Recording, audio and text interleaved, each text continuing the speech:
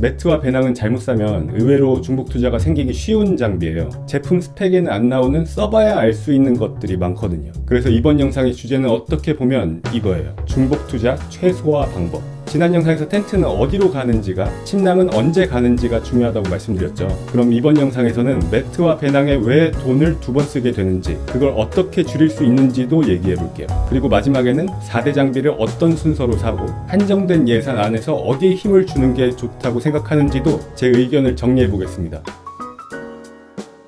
먼저 매트. 침낭만 따뜻하다고 끝나는 게 아니에요. 지난 편 끝에서 침낭 아래쪽 보호는 매트가 담당한다고 말씀드렸죠. 그런데 매트는 따뜻함만 보고 사면 편안함이 안 맞아서 다시 사게 되고, 편안함만 보고 사게 되면 겨울에 한기가 올라와서 또 다시 사게 돼요. 그래서 매트를 볼 때는 두 가지를 같이 봐야 돼요. 따뜻함과 편안함. 매트를 볼 때 먼저 알아야 될 개념이 있어요. R밸류. 바닥에서 올라오는 한기를 얼마나 잘 막아주는지를 숫자로 나타낸 값이에요. 숫자가 높을수록 냉기 차단에 강하다고 보시면 됩니다. 바닥에서 올라오는 냉기는 사람마다 체감 차이가 좀 있어요. 그래서 계절별 권장 R밸류를 참고해서 몇 번 자보면 내 체질에 맞는 기준이 생겨요. 일반적으로는 여름에는 1에서 2, 간절기에는 2에서 4, 동계에는 최소 4 이상을 권장하는데요. 잘 때 바닥에서 한기가 올라오기 시작하면 위험할 뿐만 아니라 공포스럽기까지 하니까 보수적으로 준비하시는 걸 권장드리고요. 또 지면의 상태에 따라서도 많이 달라져요. 바닥이 젖어 있거나 데크처럼 공중에 떠 있거나 아니면 얼음이나 돌 같은 박지에서는 더 높은 R밸류가 필요하고요. 강풍이 불 때도 바닥 냉기가 좀 더 심해질 수 있어요.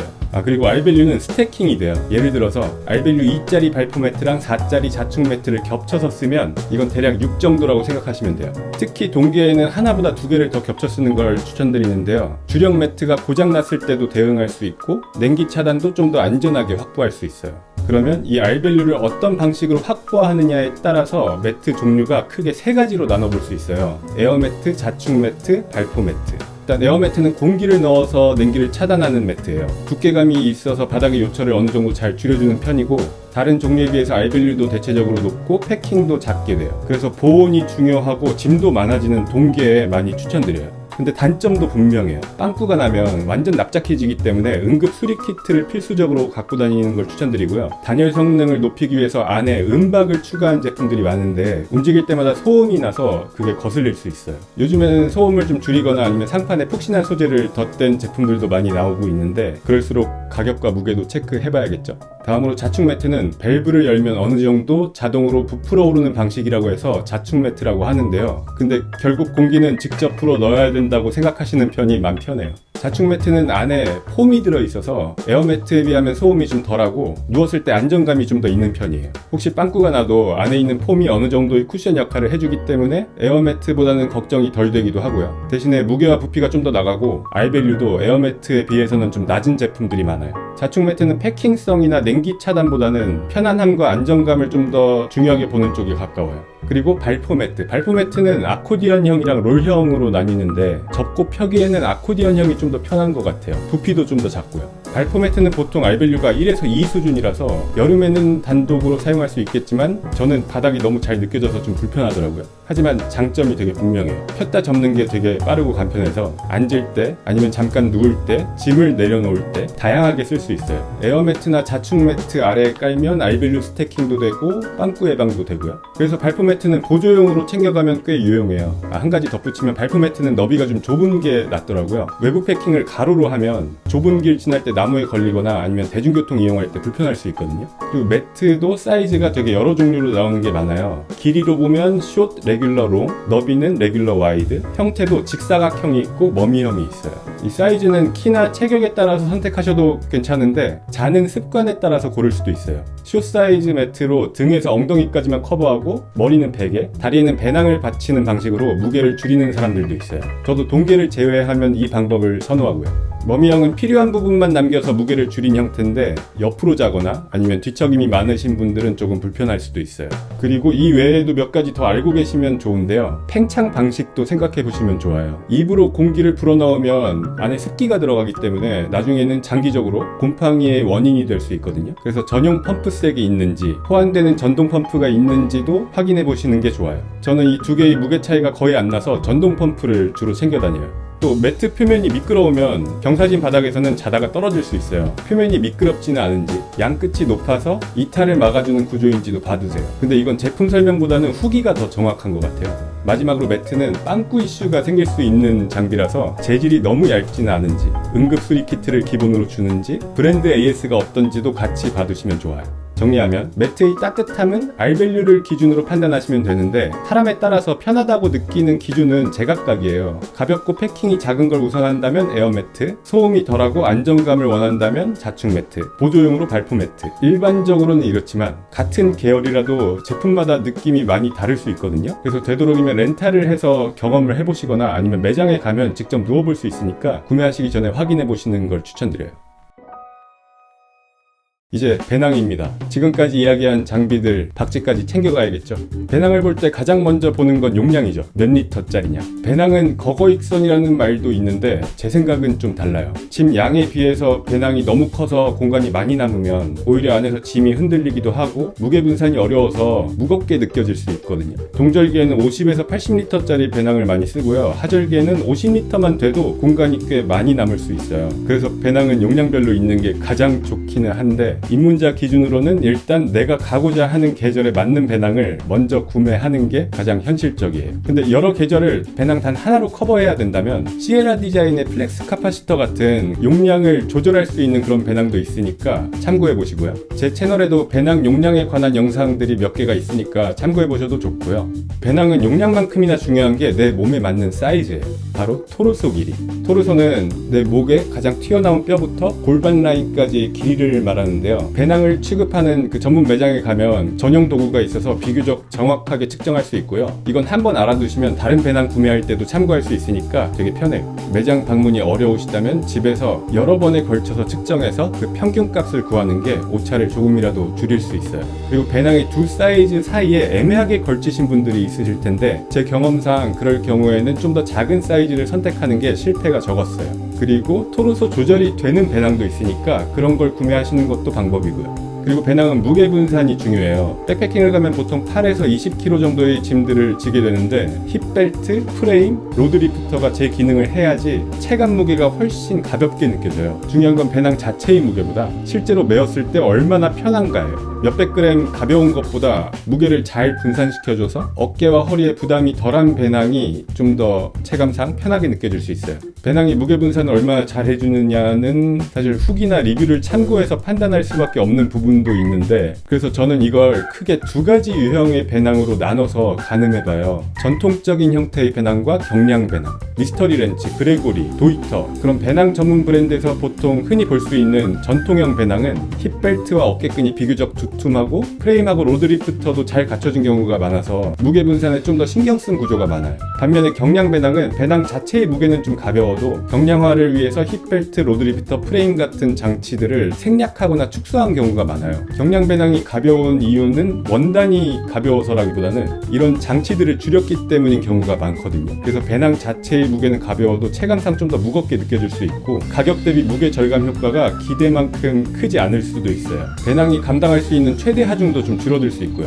그래서 저는 경량 배낭을 고를 때는 이런 것들을 좀 더 꼼꼼하게 확인해 보거든요. 그리고 배낭은 수납성과 사용성도 같이 봐야 돼요. 전면 개방이 되는지, 힙벨트 포켓이 있는지, 사이드 포켓이나 전면 포켓이 짐을 넣고 빼기에 적절한 재질이고 크기인지 이런 부분들이 실제 사용감에 꽤 큰 차이를 가져와요. 그리고 한 공간에 전부 다 넣는 것과 여러 공간에 분산시켜서 넣는 것, 장비를 내부에만 패킹하는 것과 외부 패킹을 적극적으로 활용하는 것, 자신의 패킹 스타일에 맞는 그런 배낭을 고르는 것도 중요해요. 이건 유튜브에 찾아보시면 백패킹 짐 싸는 그런 영상들 많으니까 그런 거 몇 번 보시다 보면 감이 올 거예요. 그리고 완전 방수가 되는 배낭은 거의 없어요. 다이니마처럼 완전 방수가 되는 원단을 썼다고 해도 봉제선이 있는 한은 그건 완전한 방수가 되지 않거든요. 메인 커버를 사서 씌우거나 배낭 안에 큰 봉투를 넣고 그 안에 짐을 패킹하는 방식으로 대응하는 게 현실적이에요. 그래서 정리하면 배낭을 고를 때 결국 중요한 건 이거예요. 내 짐에 맞는 용량인지, 내 토르소에 맞는 사이즈인지, 무게 분산이 잘 되는 구조인지, 최대 하중은 넉넉한지, 또 내 패킹 스타일에 잘 맞는지.